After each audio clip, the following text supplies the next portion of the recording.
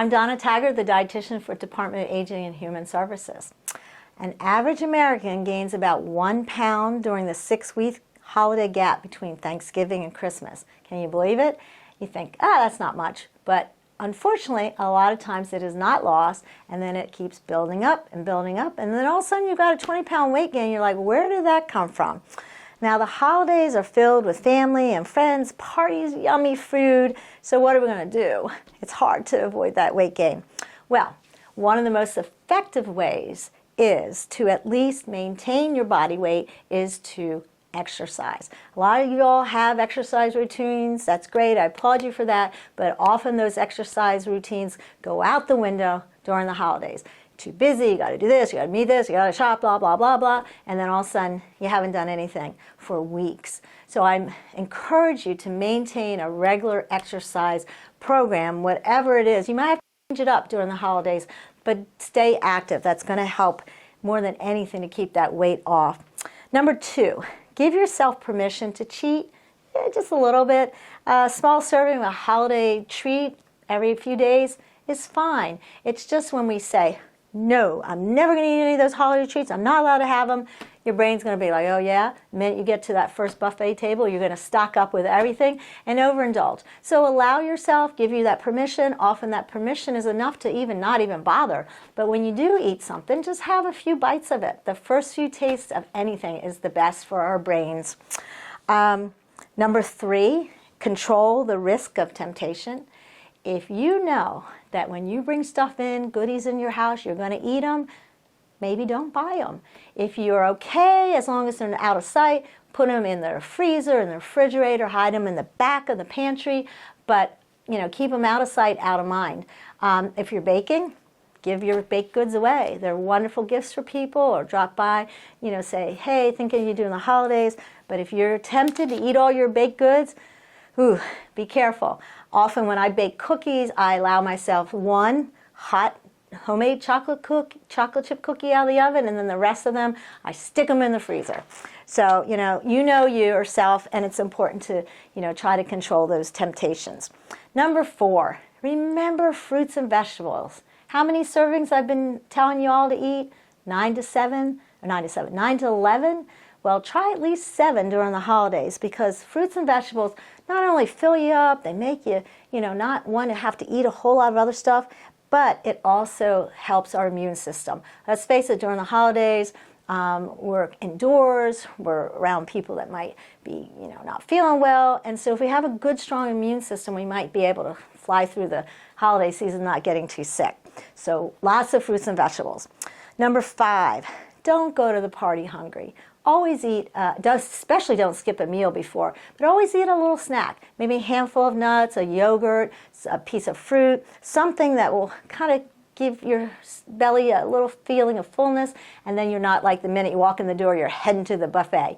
That way you can peruse, see what you might like to have, talk with people, mingle, and you don't feel that like overriding thing that I've got to get something to eat, I'm so hungry. And often people will justify overeating because, hey, I skipped breakfast. Doesn't work that way. So eat your meals, don't go hungry. Number 6, be in charge of your party choices. If you know your best friend, you go to a holiday gathering and they never have anything healthy, take something healthy. Take a healthy appetizer, cut up vegetables, hummus, yogurt. And there's lots of great desserts, but I find that people love fresh cut up fruit. So take some fresh cut up fruit for a healthy dessert. Use a smaller plate and don't refill it. Just stick with that smaller plate. Try to avoid the really heavy fat foods that are lots of calories. If you like them, just take a little spoonful to try. Watch out for holiday beverages, alcohol or not. They look so pretty. They always have these fancy punches, but they're usually full of added sugars, calories, and it's okay. Have a little punch cup. They're small, but then switch off to something unsweetened tea or some cup of coffee or water. Water is perfect for the holidays. Keep hydrated, so important. So drinking plenty of water. I was just up in Pennsylvania last weekend, and I was in a store and I saw the Hint water had a limited edition of holiday water. So I got some. I want to show you them. This is peppermint bark, This is spiced pear. This one is citrus, berry, and this one is apple cinnamon. So a lot of the flavors of the holiday without any calories, without any sodium, without any added sugars. There's 000 on the label of these hint waters. And it might satisfy you if you're like, oh, I really, especially this peppermint bark one. It is water infused with peppermint and chocolate essence. So anyway, that might be an idea of something to try. Number 7, learn to say no politely and don't feel guilty about it. If your great Aunt Sally is bringing this dish and she wants you to have it and you're like, oh no, be kind. Say, I'd love to, I'm really full, maybe I'll try a little bit later. Try to be polite about it, but don't feel like you have to eat everything that's out there. Just, pick and choose. Number 8 is focus on socializing and mingling and not the food. Yeah, the food is important, but so are the people, are probably more important, especially you haven't seen them for a while. So, mingling, staying far away from that table of food.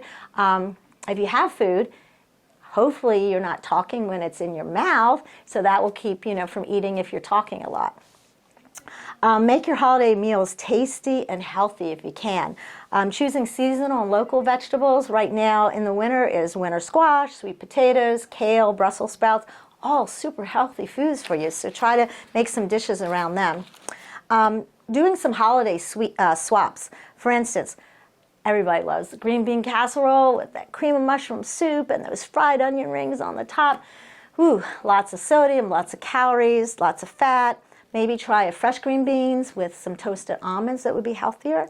Maybe instead of that sweet potato casserole with all the ooey gooey marshmallows on top, maybe just roast some sweet potatoes and put some cinnamon and nutmeg on it. Try half and half with your mashed potatoes. Instead of all mashed potatoes, half and half with roasted cauliflower. It's amazing. You don't notice the difference in taste, but definitely a lot less calories.